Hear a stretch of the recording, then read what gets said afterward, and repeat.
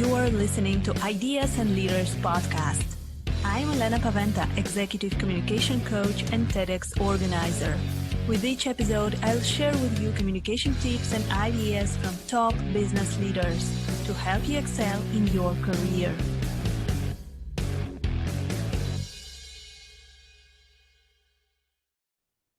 Welcome to the next episode of Ideas and Leaders podcasts. Today, I'm speaking with Matt Westfield. He's a serial entrepreneur and investor in tech for over 30 years. He traveled the world mentoring startups and founders, and I know Matt personally as we participated together in a couple of programs with our universities as he is working with University of Nevada in Reno, and I'm working at Warsaw School of Economics. So we have a couple of projects together, and I thought it would be a great idea to speak about lessons from a startup mentor, a very experienced startup mentor here on Ideas and Leaders. Hi, Matt. It's great to have you on the podcast. Elena, great to see you. Sorry it's not in person. Big hugs to my friend. Thank you for having me. So, Matt, can you tell us a little bit more about yourself? I know that you have a huge experience in business, in startups, in mentoring startups. So what was your story? How did you end up? The corporate world won't have me. You know that. It doesn't want anything to do with me. Thank you so much. And I'll tell you that I'm on my 8th startup right now. I'm selling my 7th successfully. I've had 4 previous exits, 3 previous exits, the 4th one now, 3 interesting experiences. And of those experiences, I probably learned the most. So thank you for that. Yeah, I've had, as you know, we built the world's first anti-fraud software many years ago, invented custom paper clips 15 years ago with a partner. We started, we have nonprofit startups that bring founders together called Entrepreneurs Assembly. All kinds of different things that, we've done that. Like I said, custom paperclip company that we sold. The silliest thing, but the bottom line is, Elena, in all my years, no idea is a bad one if you can get somebody to buy it twice. And if it's a one-time sale, show me that their best friend wants it or their business associate wants it. Show me that as early in the equation before you spend a lot of money, and we'll put a business around it somehow. That's really what it comes down to. Yeah, that's a very, very interesting approach, that there are no bad ideas, because I think that people have a lot of ideas all the time, but they are they are scared of failing. They think, oh, this is already out there, and they have this block. So do you have any tricks or tips how to overcome this mental block and actually start acting on your ideas? That's the difference between an inventor and an entrepreneur, in my opinion. So I've worked with a lot of inventors. I actually, with the custom paper clips, I was a co-inventor. So I've been on the inventor side, I've been on the startup side, I've been on the intellectual property side. Obviously on the, hey, here's an idea stemming from something we're already doing. That's how the anti-fraud software got built. We were building smart shapes for maps, the early map systems we were a builder for, and it all stemmed from that. Your idea never finishes where it started. That's one thing, I think. And you have to take that first step from being an inventor, where the pride comes from the invention, to where the risk comes from, will people accept it? Will people buy it? Do people want it?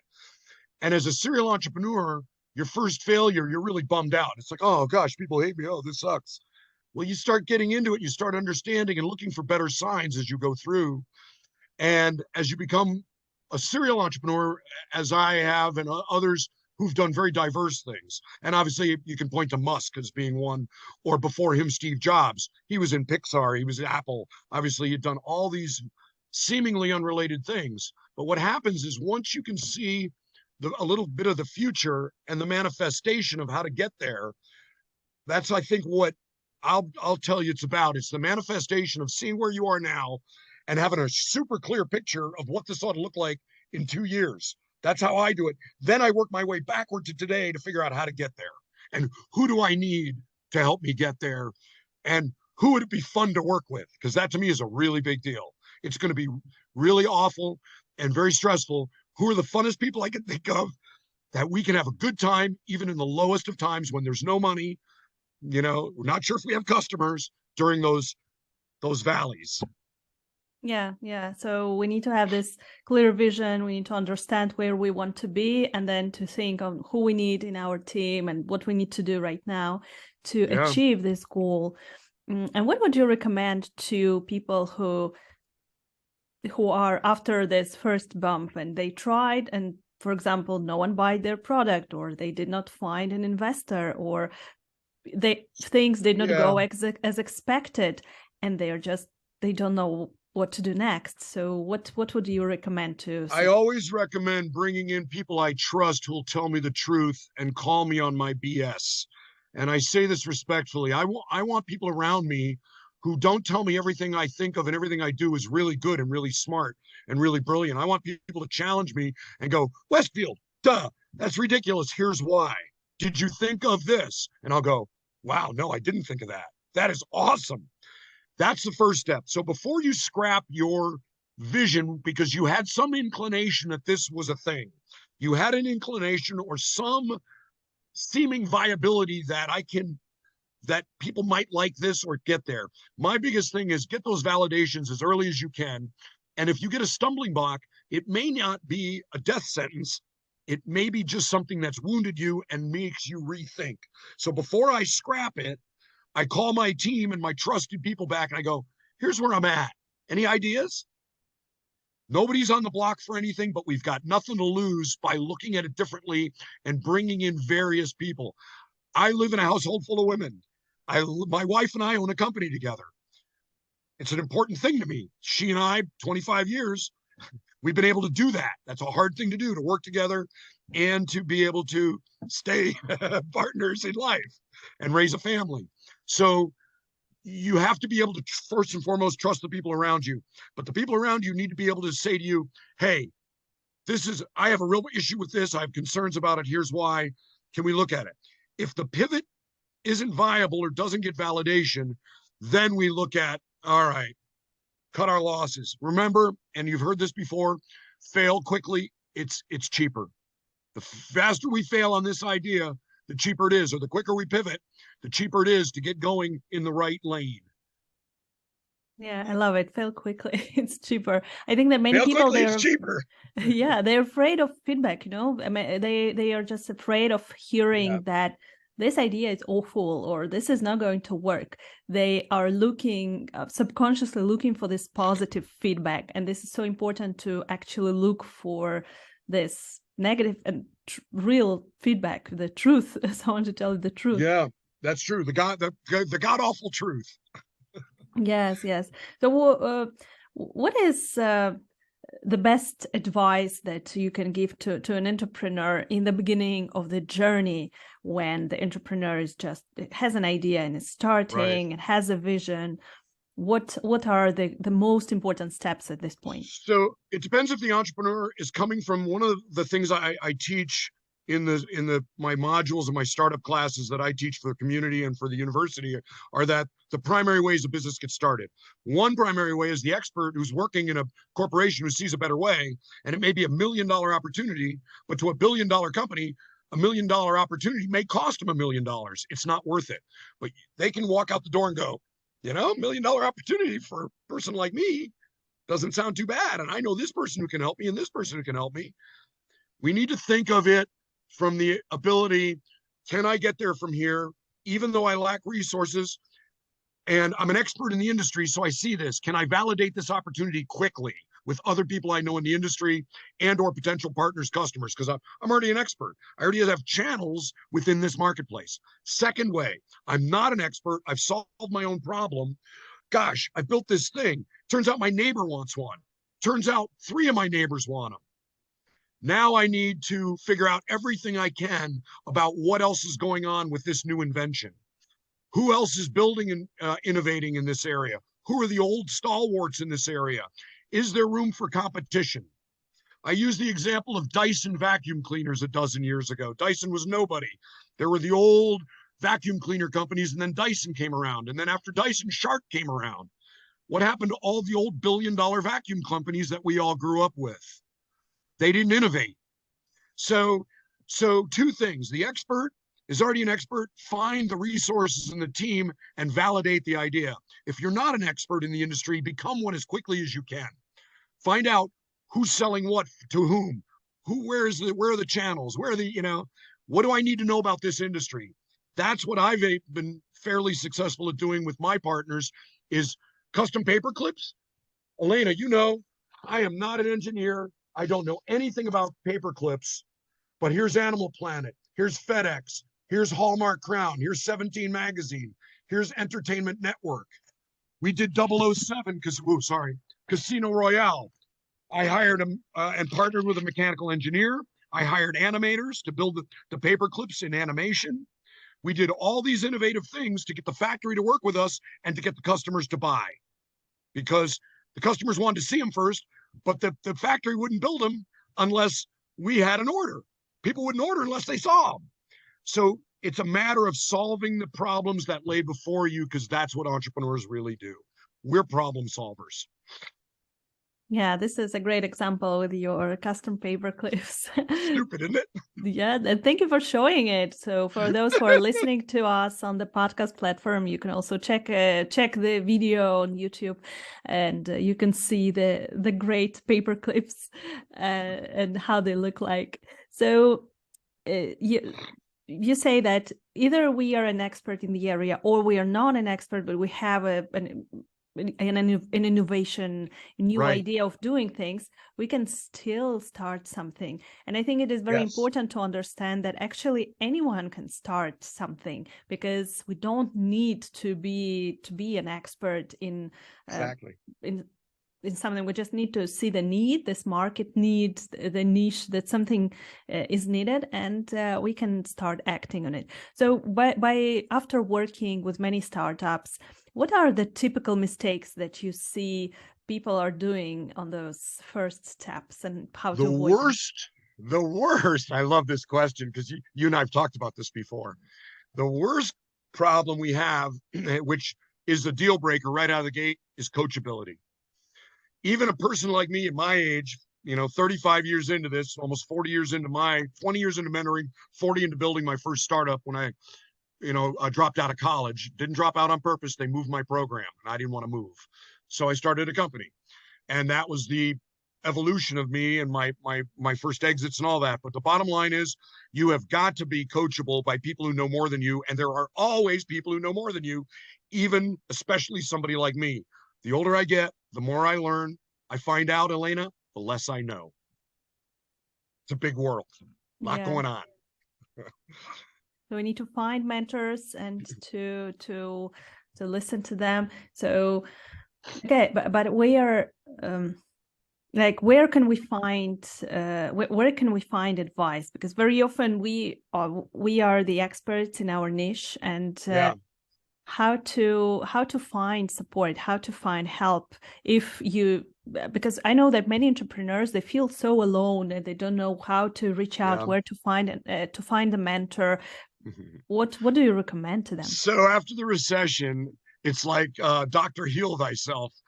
We were given some classes for out-of-work professionals 15 years ago, and one of the ladies in the program, whom Elena, I really want to introduce you to, because she's brilliant, and you'll love working with her because she is so brilliant. Like you, she's just she's an entrepreneur, innovator. She came back and goes, now what? After the classes. And we're going like, well, go do that stuff we talked about. Well, can we get back together and check in? Because I feel like we're building a community. And I went, okay, let's get together in 30 days. That led to the Reno chapter of Entrepreneurs Assembly, Founders Helping Founders. Nobody knows what a founder goes through, Elena. You know this. Even sometimes we don't want our families to know, because our families will say, what are you, nuts? This is crazy. Go get a job. We're not going to get a job. So we got to solve this and go back and go, honey, everything's okay. Whether it's your husband, your wife, your partner, whatever, your kids, your parents, whoever funded you. You can't tell your investor, oh, hey, man, I got real problems I don't know what to do with. No, the investor doesn't want to hear it. So we bring founders together, and Elena, maybe you and I can talk about this. We can bring founders together both here and there and do meetings. Some can be in person, some can be virtual. And what you do is you bring founders together in confidence that everything that happens in the room stays in the room, kind of like Vegas, right? But a founder, I can say, and this is serious, hey, my wife is going to leave me if I don't correct this. Well, I can't help you with your wife leaving you, but we can help maybe save your company while you figure out to get people who can help you with that. And that'll stay in this room because we trust each other, because this is real world. Or I've got $100,000 invoice, but I've got no money to pay for it. How do we do it? I know how to do that. We can get you financing for that $100,000 invoice. So we all help each other. This is powerful stuff, in my opinion. Yes, it is so powerful to find a group of people who are more or less at the same way as you, maybe different business, maybe different level of business, but the other founders that can support each other. I think for me, it worked several times. So I had a business mastermind some time ago when we would meet with other founders once or twice a month, and we would check in. So what are your goals? What are you doing? And then we would hold each other accountable. So did you do this? Exactly. When are you planning to do this? And then we would give each other advice. Or also recently at this mastermind in Australia that I went to, again, we were like, I have a problem. And then all the other people would be, I know how to solve this problem. Exactly. And we would give each other advice. So I think that it is very important to find this tribe that can build the tribe. You know, I mean, we've got cohorts from SKH that we've worked together, and we all got together. We had a Lubelski cohort that got together while I was over there a few weeks ago, and I hadn't seen them in 5 years almost. So, and it's powerful. They've kind of stayed together.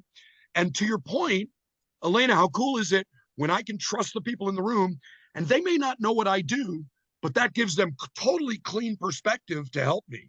There's no preconceived notion from the other founders because they're not living my life. They're not in my network, but they are kind of in my shoes.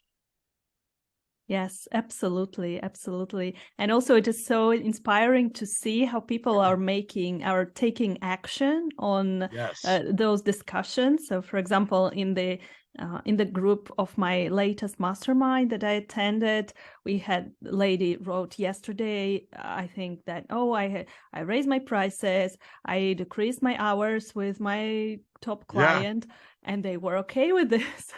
I did the same thing. Yeah. It's awesome. And it's validating to be able to raise your prices and not lose it. You know, it's another powerful thing as a founder to get to a point. What you can do is to fire your bottom 10% of your customers. Maya McKenzie, who I'm going to introduce you to, she told me that about 10 years ago. I went, what? She goes, oh, yeah, it's the best thing you can do.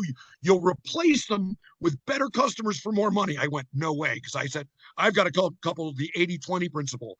The customer takes up 80% of your time for, and sure enough, I fired them. They were replaced with a better customer. It was phenomenal. It was cathartic. Yes, and those are great things that this advice that you're getting from someone who has completely different perspective.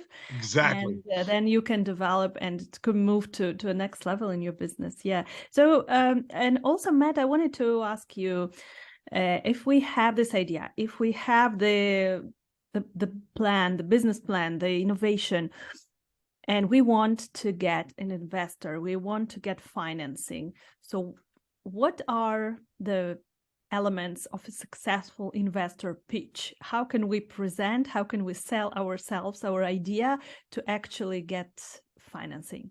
So we were on with one of our Polish customers this morning. Our fintech company, whom you know, came through SKH, and you know the founder as I do. We're dear friends now. We've been friends for years.